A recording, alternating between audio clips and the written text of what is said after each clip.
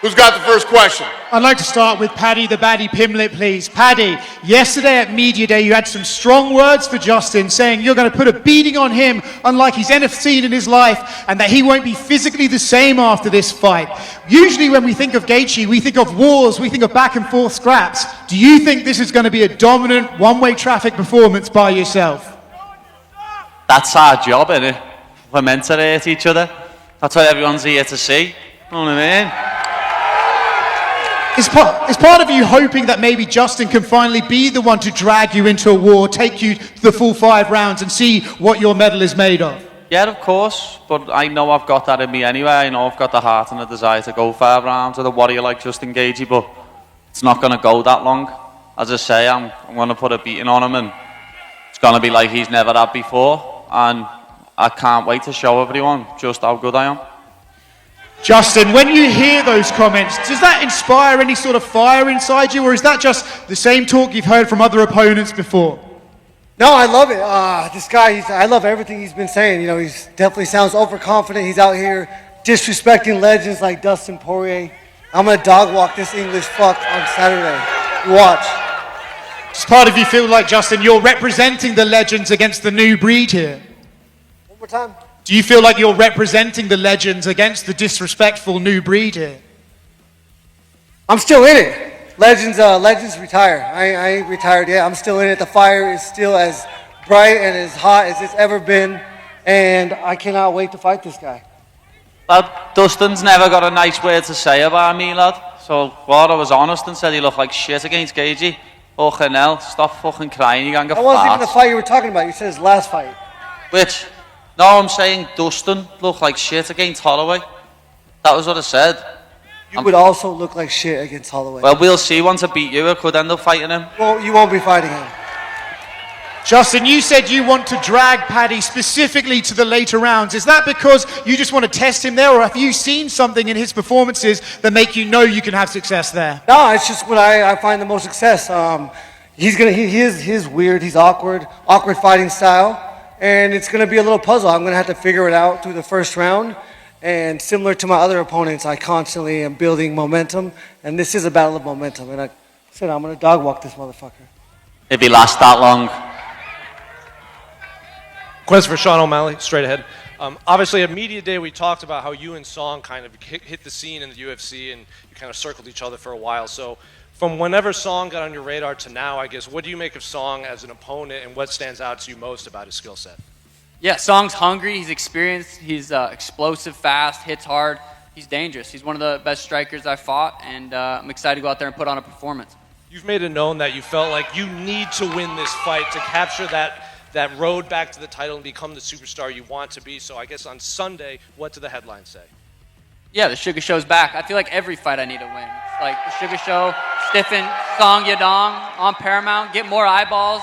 You know, this is the return of the Sugar Show. And this is the first time we've seen you in the same presence of Song since your first face-off. Song said you hadn't talked to him since. Have you had the chance to talk to him backstage after that face-off? No.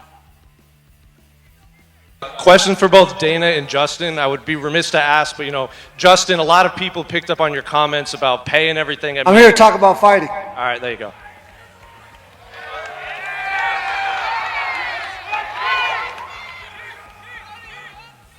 Justin, a lot has been made about how maybe there's a new version of you that is more maybe calculated or cautious.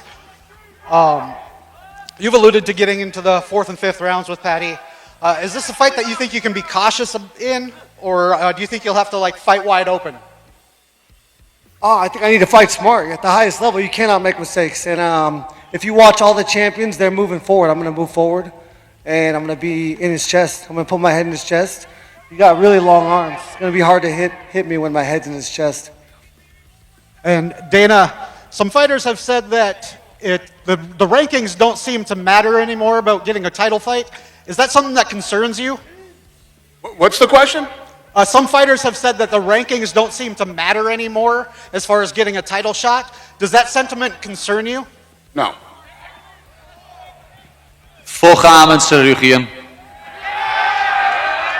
A question for Derrick Lewis. Derrick, you told us at Media Day yesterday that Waldo reminds you a lot of Roy Nelson. You went to a split decision with Roy Nelson, so how do you make this fight with Waldo more definitive? I'm gonna knock his ass out first round. And do you feel like you're fighting for a spot on the White House card here with a victory? Say what? You feel like you're fighting for a spot on the White House card here with a win? Nah. If I want to be in the White House car, I'll be on it. But I'm not really worried about it right now. But I'm gonna knock this hoe out Saturday, then we'll talk about it. And Waldo, what do you make of Derrick comparing you to Roy Nelson? Do you feel like you have any similar traits to him? Yo no sé por qué me compara con él, sabe que tengo más artes marciales que él, puedo ser más, soy más rápido que él y vamos a ver este sábado quién tiene más poder adentro en el ring. One for Paddy. Justin said yesterday that you're no Khabib Nurmagomedov on the ground and he's going to fight you with no fear in that area. Do you think he's going to be surprised about your ground game if it does go there?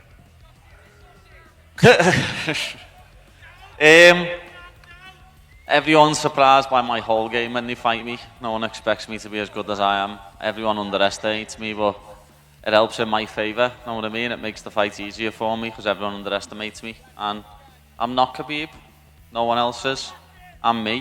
Know what I mean? And I'm an even harder puzzle to solve. I'm proper weird. You knew what Khabib was coming to do. You don't know what I'm coming to do. Just lastly for Dana. Dana, you got some of the most exciting fighters in UFC history up here on the stage. Fighters who lead their divisions and bonuses. I know you said in this era things would be going up. What kind of bonuses is everyone fighting for on Saturday? Yeah. I don't have that number right now. Yeah. Will you have it Saturday?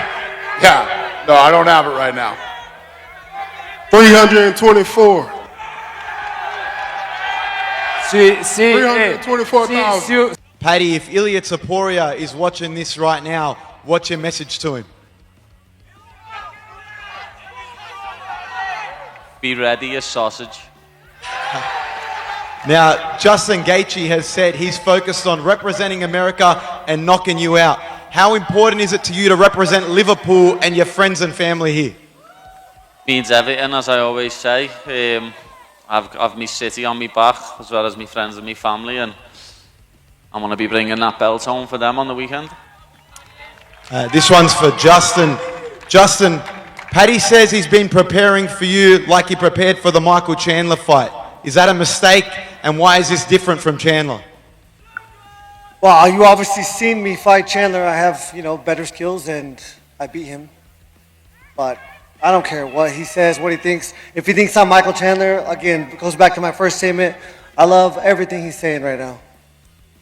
And last one, your manager said he would like to see you fight Conor McGregor at the White House. At this stage in your career, would you take the money fight or would you be focused on the undisputed title next? I'm only focused on Paddy Pimblett, January 24th. How many times do I got to say I don't expect to be alive after these fights? I go in there willing and ready to give everything. And that's the same. I'll be on the White House card no matter what. Who I'm fighting doesn't matter. Thank you, Justin. Question for Dana. We saw Derrick Lewis say that if he wants to be on the White House card, he'll be on it. So if he does come to you after this fight saying he wants to be on it, will you fulfill his wish? If what? If Derrick Lewis comes to you after this fight saying he wants to be on The president loves Derrick Lewis. The president loves Derrick Lewis, so we'll see how it plays out. Currently, you're on a 2-fight losing streak. Do you think this could be the most meaningful fight of your career? Yeah, every fight's the most meaningful fight of my career, Every fight I look at, whether I win or lose, I'm 0-0 going into the next fight, Coming off a win, coming off a loss doesn't change. I need to go out there and put on a performance and get back to the winning ways. Shout out to the Sugar fans out there. I see you guys popping off. Let's go. ¿Qué tal? Bueno, mi pregunta es para Waldo. Justamente el día de ayer Derrick dijo que iba a finalizarte en el primer round. ¿Qué dices ante eso? No, yo no digo nada, solamente que lo intente y que vamos a hacer la guerra allá adentro hasta que uno quede de pie. Y eso es lo importante, dar una buena pelea y que salga el mejor victorioso. Esta pelea es simple. ¿Continúa el mito de Derrick o nace un nuevo oponente ya listo para el título? No, esto de Derrick Lewis se termina este sábado. Waldo Cortés sigue subiendo hasta llegar a por el título. Cállate, madre. Cállate. Question for Chingo Paddy. tu madre. Go ahead. Paddy, You see. Paddy, some critics think you don't have enough experience for a title fight. What is the moment, the fight that earned you this title shot? What? Sorry, I didn't. Some critics think you don't have enough experience for a title fight. What is the moment, the fight that earned you this title shot? Winning my last fight, being on a 7-fight win streak, the longest in the lightweight division. The critics can stick it up their asses. I'm the one who's fighting for the belt. For Sean O'Malley. Sean, you have changed a lot over the last 2 years. What made you change? Did you learn some lessons the last 2 fights, or why the change? I mean, my hair's still colored. I don't feel like I changed that much. Lost a couple fights, but we're still, I still feel good. We're still here. You give up social media. You are a little bit more quiet. I'm a little quiet. I don't know, man. I'm excited to go out there Saturday. I feel like, I feel good. Thank you. Who do you dislike more, Arman or Manchester United? Oh, it's a tough one, that, you know. I hate both of them, but Arman doesn't stop chatting shit about me, lad. Where Man United don't chat shit about me, so probably hate Arman more. He needs to sort his head out, lad, and stop talking about me. One more question. Who's got it? This guy. Go ahead. From Complex.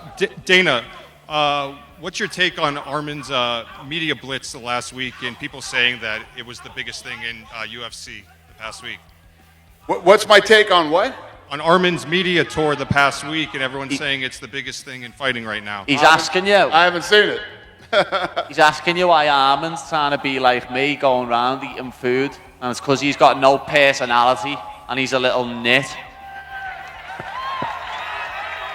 I haven't seen it. I don't know anything about it. Good try, though.